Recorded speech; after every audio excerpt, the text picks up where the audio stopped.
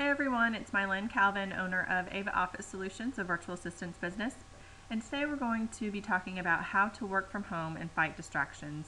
In a previous training, I went over how to set up your home-based office and why we do that. And in this training, I'm just going to take it a step further and help you with the productivity of working from home.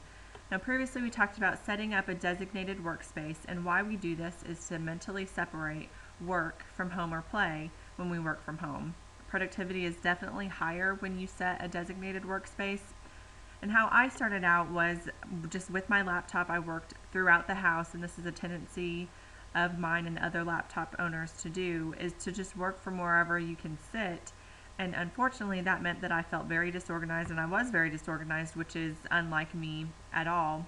I'm generally a very organized person, and most people that are virtual assistants are. So when I took the time to set up a designated workspace and keep all my files together, it kept me organized and kept me more productive. Now I'm going to take this a step further and tell you that you also need to set designated work hours. And here's why you want to do this. First, you will mentally be thinking about work and set up your own expectations. And for those that know that you are going to be working from home, will not lump you into staying at home versus working at home. So this sets up other people's expectations of your time. And this will also help you keep a good work-life balance when you work from home, when you have specific work hours versus personal time.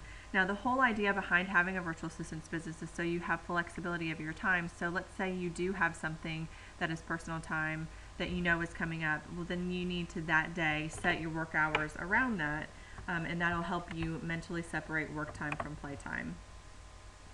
Now, in the beginning, to build your clientele, you're going to be business building. So you're going out and getting clients and doing the work for that client, and balancing both can be tough. So there's some techniques I've used to combat that. I set up designated days for doing work in office and then separate days for meeting. So for example, my in-office days are Monday, Wednesday, Friday. Those are days that I know I am in front of my computer doing the work for my clients that I need to. And my meeting days are on Tuesday and Thursday. So I can be out and talking to clients about being clients, or setting up new lead meetings so that I can meet with people and share with them what we do with virtual assistants and see if we can create some efficiencies in their business. And why I do this is because when you set meetings and try to work in the same day, you end up being very frustrated and tired and exhausted, and you can't focus on the work that you need to do. So setting up in-office days and out-of-office days every week will really help you with working from home. And another thing that I do that helps me be productive and manage my time well is to meet virtually when I can. So there are times when you do need to meet in person. However, we are a virtual assistance business, so that means that we can work virtually, and many other times working or meeting virtually is much more efficient and productive, and many work professionals are catching on to this. There are now technologies such as Skype and the ACN video phone that I have that makes it to where I don't always need to meet in person. So suggesting these technologies for your clients and potential clients to have access to these technologies will help you with your productivity, but it'll also help with their productivity. So I do a lot of video phone meetings. That's the top picture. I have a video phone. It works just like a regular phone. It's my digital phone service, and when somebody else has a video phone, we sit and talk. So I have clients that have video phones, and instead of taking the 3 hours that it takes to get somewhere, meet and sit down, get back to your office, you can meet virtually and get a lot more things done. And another technology that's out there is called Skype. You can use that with your laptop or computer and webcam, and it's generally free. It's a little bit less quality than a technology like a video phone, and you also need to be careful of if you're talking about private matters or private projects that need to be confidential. Those lines are not secure. However, it is a commonly used technology that you can meet virtually over, and that will definitely help with your productivity and efficiency of running your business. And the next thing that I do that has really helped with my productivity from working from home is recognizing what my work pattern is.